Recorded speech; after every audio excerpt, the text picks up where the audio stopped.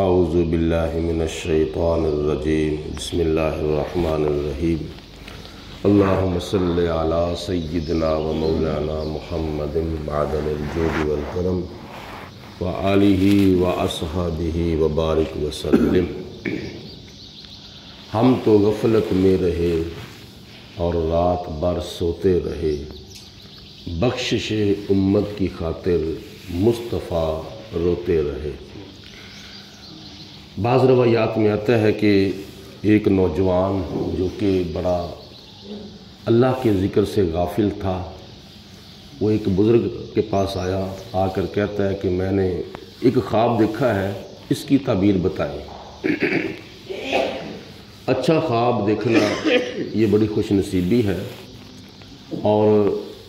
برے خواب اور جھوٹے خواب جو ہوتے ہیں وہ شیطان کی طرف سے ہوتے ہیں، سچے خواب جو ہوتے ہیں وہ رب رحمان کی طرف سے ہوتے ہیں۔ تو ان بزرگوں نے فرمایا کہ تمہیں کون سا خواب آیا ہے؟ وہ کہتا ہے کہ میں نے خواب میں دیکھا ہے کہ ایک بیابان جنگل ہے، اس جنگل کے اندر میں چل پھر رہا ہوں، اور اچانک میں نے دیکھا کہ میرے پیچھے ایک شیر لگ گیا۔ اس شیر سے میں نے اپنی جان بچانے کے لیے دوڑ لگا دی، اور میں نے دیکھا کہ پیچھے شیر جو ہے یہ ایک میری موت بن کے آ رہا ہے۔ میں نے اپنی جان بچانے کے لیے ایک کنویں کے اندر چھلانگ لگانے کا ارادہ بنا لیا۔ ابھی میں چھلانگ لگانے لگا تھا تو اچانک میری نظر پڑی کنویں کے اندر ایک بہت بڑا زہریلا اور اژدہا سانپ جو تھا وہ منہ کھولے ہوئے بیٹھا تھا، اور پھر میں نے یہ خیال کیا کہ میرے آگے بھی موت ہے، میرے پیچھے بھی موت ہے۔ اس کے پاس ایک درخت تھا، اس درخت کے اوپر میں نے چڑھ کر اپنی جان بچائی، اور جس شاخ کے اوپر میں بیٹھا تھا اس شاخ کے اوپر میں نے دو منظر دیکھے۔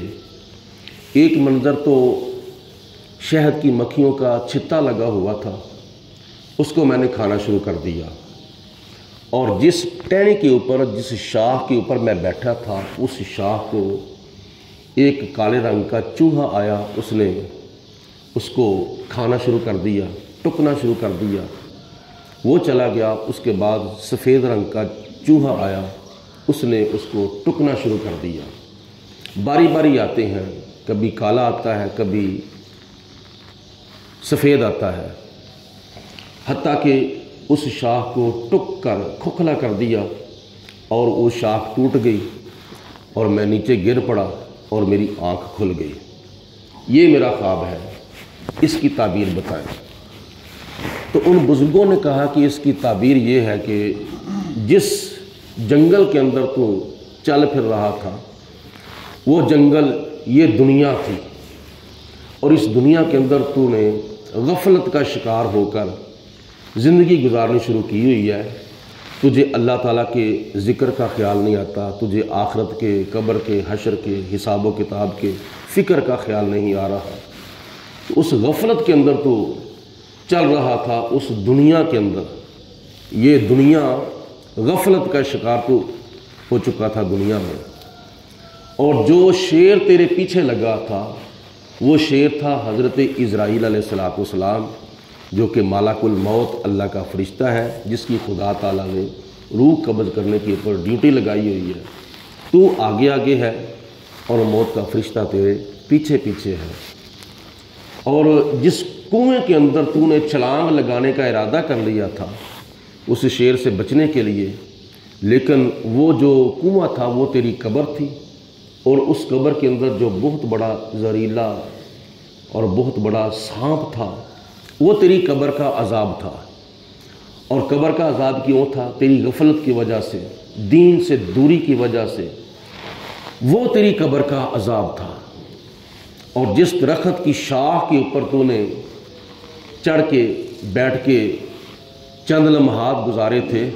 وہ شاخ تیری عمر تھی، تیری زندگی تھی، اور اس شاخ کے اوپر جو شہد کی مکھیوں کا ایک چھتا لگا ہوا تھا جس کو تو نے کھانا شروع کر دیا، وہ تیری دنیا کی لذتیں اور دنیا کے مزے اور دنیا کے سرور تھے جو چند لمحات کے لیے تو نے ان کو استعمال کیا تھا، اور وہ جو کالے رنگ کا چوہا، پھر سفید رنگ کا چوہا، پھر کالے رنگ کا چوہا، پھر سفید رنگ کا چوہا جو آتا تھا اور اس شاہ کو ٹکتا تھا، کھاتا تھا، کھوکھلا کرتا تھا، وہ کالے رنگ کی راتیں تھیں اور سفید رنگ کے دن تھے۔ کبھی رات آتی ہے، کبھی دن آتا ہے، کبھی رات آتی ہے، کبھی دن آتا ہے۔ جوں جوں یہ دن رات شب و روز گزر رہے ہیں، تیری زندگی ختم ہو رہی ہے، الٹی گنتی جو ہے وہ چل رہی ہے تیری زندگی کی، اور پھر ایک وقت ایسا آئے گا تیری زندگی ختم ہو جائے گی۔ تو اللہ تعالیٰ کا شکر ادا کر، اللہ پاک نے تجھے وہ منظر دکھا دیا ہے جو تیرے ساتھ تیری موت کے بعد، تیرے مرنے کے بعد پیش آنے والا تھا۔ تو اس نے اللہ تعالیٰ کا شکر ادا کیا کہ یہ میرا خواب جو تھا یہ میری غفلت کا نتیجہ تھا، اللہ پاک کی ذات نے میرے اوپر کرم فرمایا، مجھے خدا تعالیٰ نے جو کچھ مرنے کے بعد میرے ساتھ ہونے والا تھا خدا تعالیٰ نے خواب کے اندر اشارہ کر دیا۔ تو اس نے اللہ کا شکر ادا کیا، اس نے پھر خدا تعالیٰ کی ذات کا ذکر اپنے دل میں بسا لیا، 5 وقت کی نماز شروع کر دی، توبہ کر لی، اللہ تعالیٰ کی بارگاہ میں معافی مانگ لی، اور آخرت کی تیاری ایسے کرتا ہے کہ پھر جیسے کرنے کا حق ہوتا ہے۔ لیکن ہم انسان ہیں، اشرف المخلوقات ہیں، دن رات صبح و شام ہمیں اللہ کا قرآن سنایا جاتا ہے، حضور علیہ السلام کی حدیث پاک سنائی جاتی ہے، لیکن کوئی بندہ جو ہے وہ ٹس سے مس ہوتا ہے۔ کسی کو خدا تعالیٰ توفیق دے دے، اللہ ہم سب کو عمل کرنے کی توفیق عطا فرمائے۔ وآخر الدعوانا ان الحمدللہ رب العالمین۔ درود پاک بابا سے بلند پڑھیں، الصلاۃ والسلام علیک یا رسول اللہ وعلی آلک وصحبہ یا سیدی یا حبیب اللہ، الصلاۃ والسلام علیک یا رحمۃ للعالمین وعلی آلک وصحبہ یا خاتم النبیین۔ اللہم صلی علی سیدنا و مولانا محمد معدن الجود والکرم وآلہ وصحبہ وبارک وسلم۔ اللہم ربنا تقبل منا انک انت السمیع العلیم وتب علینا انک انت التواب الرحیم۔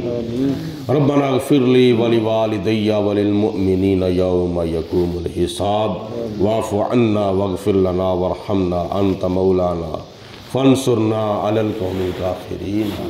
الہی ہم تجھ سے دعا مانگتے ہیں، مریض گناہ ہے شفا مانگتے ہیں، یا الہی ہر جگہ تیری عطا کا ساتھ ہو، جب پڑے مشکل شہے مشکل کشا کا ساتھ ہو،